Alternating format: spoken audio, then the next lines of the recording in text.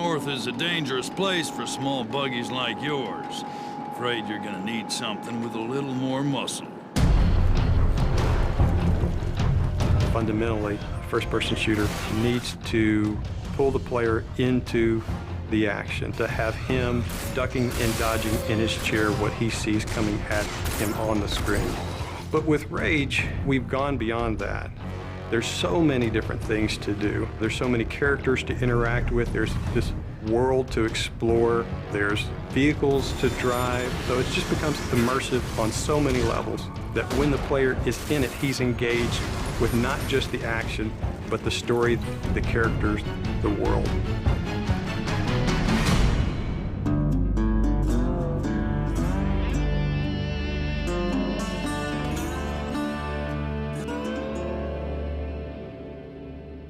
The Wasteland in Rage is kind of like a plate that the rest of the game sits on.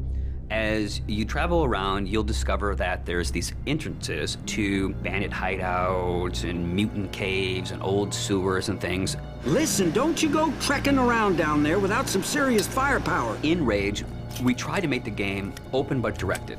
Player choice is very important in Rage.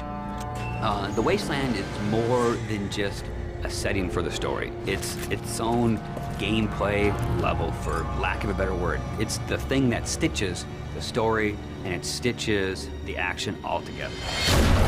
We want you to follow this action movie experience, but we allow you some freedoms to kind of explore different things. Each of the missions does kind of surround the story. For instance, we have an electrobolt for the crossbow weapon. Electricity, water, that makes sense.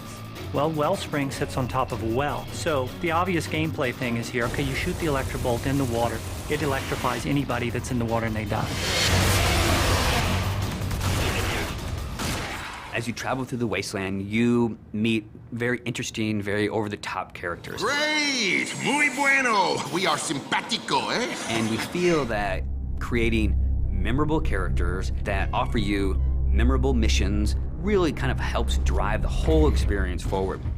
The interactions that the player will have with these characters should hit something in the emotional nerve of the player. So we've gone that extra distance to make key characters really feel alive.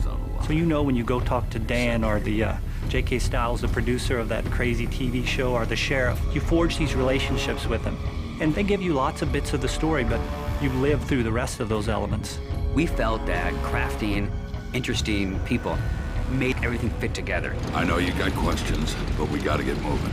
You're driving across these landscapes and you're going visit people here and they're giving you jobs to do. So I hear you have a message from our friend Dan. Let's have it then. One of the things that we discovered with Rage is when people saw us drive around, shooting other cars, they immediately said, I want to do that in multiplayer. So we've taken the best parts of the vehicle combat from the single-player experience and added a really fun, intuitive multiplayer experience with it.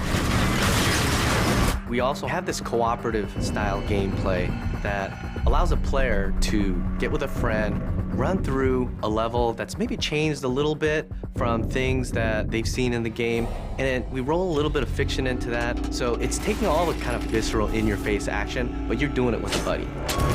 We really have the best of both. We have great co-op missions and some great vehicle multiplayer. We want to provide this smorgasbord of different things that the player can do so that they can become immersed with other things rather than just a critical story path. But if you want, you can go to the store, get a couple more grenades, outfit yourself with some new ammo types, jump back in the car and head for the next action. And we're okay with that.